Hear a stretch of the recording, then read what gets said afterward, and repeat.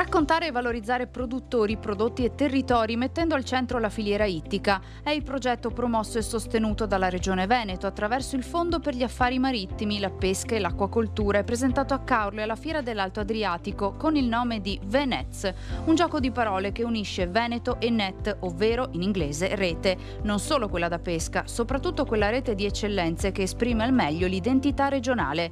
6 le organizzazioni di produttori ittici chiamate a raccolta dal Polesine a Chioggia, da Caorle a Pila e Venezia per rappresentare un modello concreto di filiera corta sostenibile. Sono assolutamente la nostra punta di lancia, sono coloro che per primi ci rappresentano nelle fiere, nei mercati nazionali e internazionali, sono coloro che rappresentano l'eccellenza della produzione veneta. Il fatto che il sistema veneto della pesca e dell'acquacoltura si presenti unito attraverso le proprie OP e attraverso il sistema delle cooperative, dei cogevo, insomma tutte quelle articolazioni che lo governano, rappresenta un punto di forza e un elemento di sistema.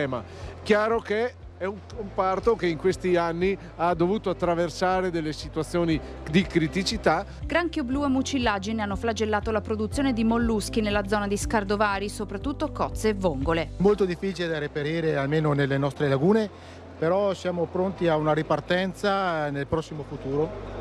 Già nei primi mesi di quest'anno dovremo ricominciare a pescare nelle nostre lagune questo prodotto che era un'eccellenza delle nostre zone. Prodotti d'eccellenza con caratteristiche uniche come le ostriche rosa del Delta del Po. Un allevamento di ostriche rosa unico in Italia per tipologia di allevamento, è un sistema unico appunto che va a riprodurre una marea artificiale dove sappiamo benissimo che non ci sono escursioni, con un impianto ecosostenibile ad impatto ambientale zero. Andiamo praticamente a sfruttare energie rinnovabili, fotovoltaico ed eolico, e andiamo noi a simulare una marea. I produttori hanno saputo strutturarsi e realizzare anche prodotti innovativi. Un pescatore può anche diventare imprenditore, come? Cercando ovviamente di fare una serie di investimenti, cercando di trasformare il proprio prodotto fresco, andiamo a trasformare i nostri prodotti ittici.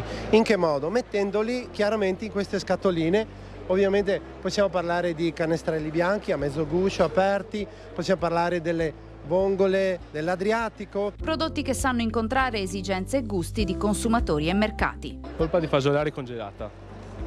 Un nostro nuovo prodotto, è un prodotto finito di facile preparazione. Ringraziamo la Regione Veneto per averci fatto partecipare a questo progetto Venez, e siamo qui per mostrare i nostri nuovi prodotti, e tanti già lo conoscono. Con 161 milioni di euro di fatturato nel 2023, il Veneto è la terza regione in Italia per produzione ittica, forza e stabilità grazie anche al sistema aggregativo che con Venez può raccontarsi in maniera ancora più efficace al mondo.